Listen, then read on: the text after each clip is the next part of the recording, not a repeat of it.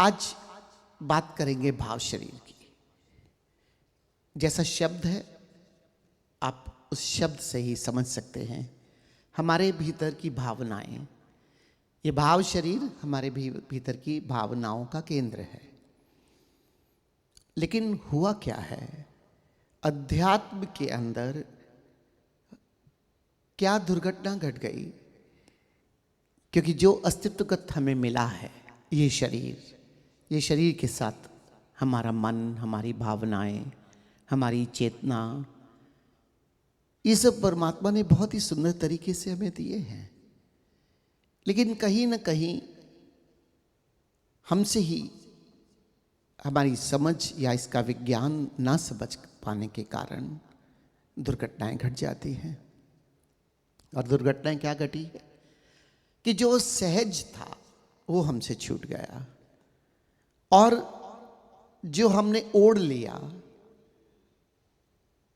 उस ओढ़े हुए ने हमारे लिए जीवन में बाधाएं खड़ी कर दी।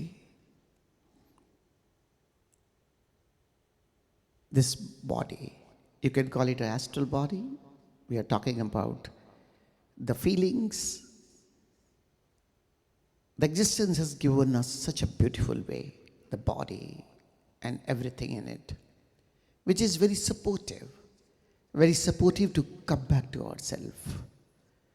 But the problem is what we handled these things, and it, instead of being the supportive to come back to ourselves, to be just like a normal living, which is very beautiful, it has created the obstacles. और ये बाधाएं कौन सी हुई? बचपन से लेकर अब तक हंसना चाहे तो हंस ना सके, रोना चाहे तो इस दुनिया ने रोने भी नहीं दिया, और ग्रंथियां बनाकर हमने ये बाधाएं इकट्ठी कर ली। ये जो दमन, क्या फर्क हुआ? भगवान शिव ने मां पार्वती को जितनी भी ध्यान विधियां दी और देते देते बड़ी सरल तरीके से साधना के लिए वो उपयोगी भी थी। लेकिन इस जगत में आते आते इस समय के अनुसार ओशो को ऐसी ध्यान विधियां देनी पड़ी जिसमें रेचन, ताकि जो दमन है वो व्यक्त हो जाए।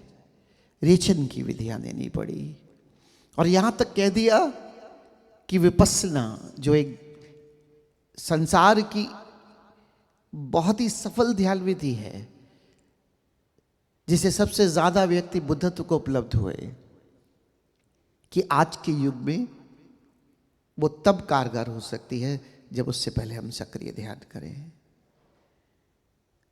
ताकि जो दमन है पहले उससे मुक्त होना होगा। और जब तक उससे मुक्त नहीं होंगे तब तक खिलावट कहां से होगी? चेतना की खिलावट। और ये जो भाव शरीर है, ये भाव शरीर, ये मनस शरीर और स्थूल शरीर, इससे जुड़ा हुआ है, और इसका सीधा इम्पैक्ट हमारी कॉन्शियसनेस पे पड़ता है।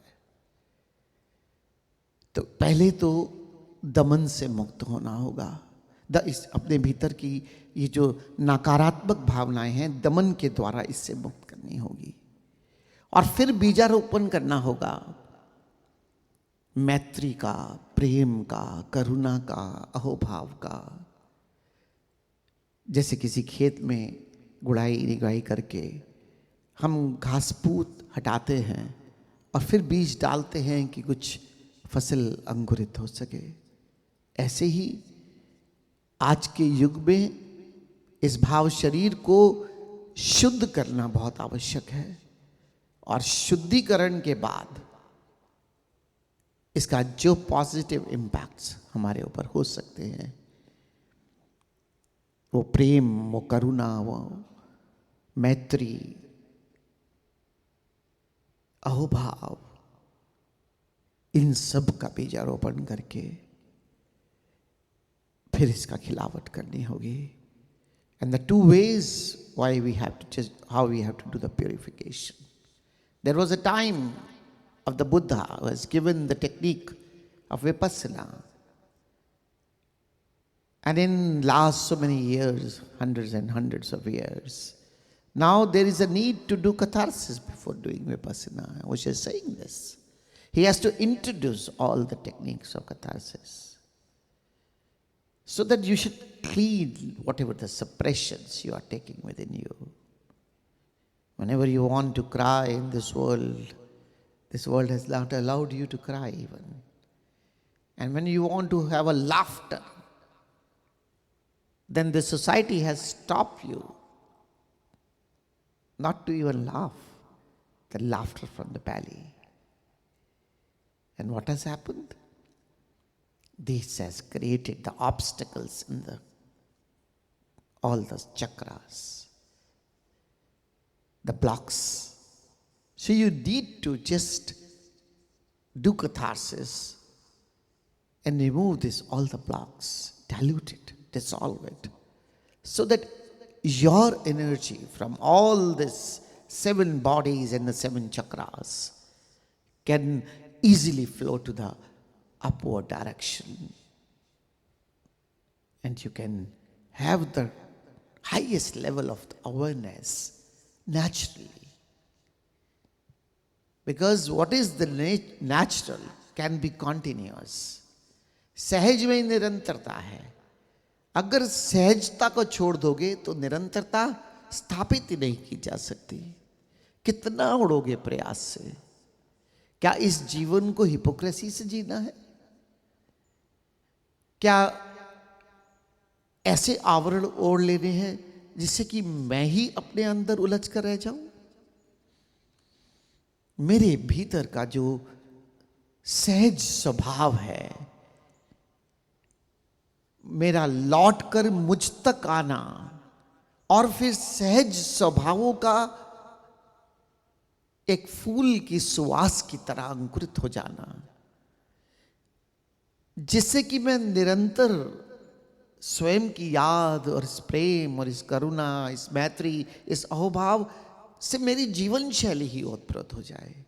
मुझे ओढ़नी ना पड़े, क्योंकि ओढ़ा हुआ कभी भी सहज नहीं होता और कभी भी निरंतर नहीं हो सकता. तो इस भाव शरीर का जो महत्व है वो हमें समझना होगा. And the natural is the continuous, and we have to just shift our level of living up to the consciousness with the help of these bodies, so that the natural fragrance of the love and compassion should be around me, and I don't have to put any effort in that. And that can only possible when I come back to myself and be natural. And my energy is always moving in upward direction. And I am always aware and always in love and compassion. That is my way of living. वो मेरे जीवन जीने की शैली बन जाए. प्रेम और करुणा मुझे याद करके अपने भीतर न डालनी पड़े.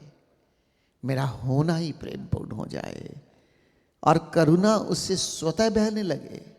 मैत्री भाव, अहोभाव स्वतः बहने लगे. और वो कहते हैं जब भीतर जाते हो तो इसी भाव शरीर से साक्षी भाव को, विटनेसिंग को अपने भीतर ले आते हो. और witnessing also with love. Witnessing should not be with the indifferent attitude. The witnessing should be so loving कि तुम अपने ही दुश्मन ना बन जाओ. You should not be enemy of your self, कि तुम अपने साथ ही जातियां करने लगो. That you start misbehaving yourself. You start misbehaving with your mind. You start misbehaving with your body. You start misbehaving with your emotions. Why? हमारा होना इतना खूबसूरत है. मैं परमात्मा की सुंदरतम प्रेममय कृति हूं. Being me here in this world is such a beautiful incident of my life. I am such a beautiful creation of the existence, full of love, full of compassion, full of gratitude already. But I start behaving indifferent with myself in the name of this witnessing consciousness. और इस साक्षी के नाम पर मैं अपने साथ ही ऐसा व्यवहार करने लगता हूं जैसे दुश्मनों की तरह, शरीर के साथ, मन के साथ। ये जो 7 शरीर है, जो शुरू होता है स्थूल शरीर से और फिर भाव, मनस, भीतर का आध्यात्मिक निर्वाण काया तक चला जाता है। ये प्रेमल तरीके से इस यात्रा को किया जा सकता है, साधारण तरीके से किया जा सकता है, कष्टों की आवश्यकता नहीं। अगर कष्ट ही जीवन में एकमात्र उपाय होता साधना का, तो परमात्मा प्रेम रूप नहीं हो सकता था, आनंद रूप नहीं हो सकता था। परमात्मा का स्वरूप ही प्रेमल है, आनंद स्वरूप है, सच्चिदानंद हम उसे कहते हैं। दुश्मन की तरह व्यवहार करके अपने स्वयं को समझकर यात्रा करनी है। We have to understand my creation, my being, my just understanding of all the bodies so that I can behave natural. Yes, purification is needed because I have misbehaved for so many years and years and years. So do the purification and then sow the seeds of the love and gratitude in you. एक तिब्बती संत हुए, अतिशा उन्होंने विधि दे दी कि सारे संसार का दुख अपने भीतर एब्जॉर्ब कर लो और उसको बदल कर अहोभाव और प्रेम और करुणा में पूरे जगत में फैला दो। ये तरीका था अपने भीतर अहोभाव, प्रेम और करुणा का बीज बोने के तरीका था कि अपने आप को इस तरह से इन चीजों से भर दो, अपने स्वभाव को जानो, ताकि बाहर का सब कुछ तुम्हारे भीतर आकर रूपांतरित हो जाए। इतनी प्रभावशाली विधि, such a powerful technique of Atisha, the saint of the Tibet, that you absorb all the pain within you and transform it into the love and compassion and expand in the whole world. Such a beautiful technique. And this is a beautiful technique to sow the seeds in you, or to just evoke all the compassion and all the love, all the gratitude within you. And you have such a power to transform everything from the complaints to the gratitude, from the hatred to the love, to be a friendliness with everyone in this world. और यही एक रूपांतरण की महत्वपूर्ण विधि बन गई कि किस तरह से अपने भीतर की ईर्ष्या को प्रेम में बदल दोगे, घृणा को प्रेम में बदल दोगे, शिकायत से अहोभाव की यात्रा करके अपने भीतर अपने जीवन को इतना परिष्कृत कर दोगे कि जीवन सिर्फ प्रेम भाव से ही भर जाए, करुणा भाव से ही भर जाए, अहोभाव से ही भर जाए।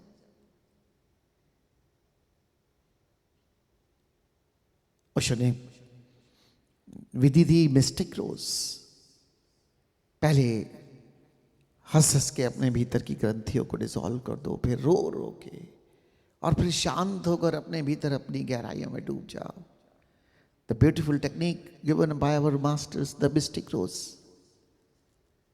Laughter and laughter and laughter, and then you cry and just throw everything out, and then just be into your silence, the inner peace, inner love, inner compassion. Feel it, and then expand into the whole world through you. And this is the way every human being can transform, and the whole world can be transformed. और एक एक व्यक्ति के रूपांतरित होते होते पूरा जगत रूपांतरित हो जाता है।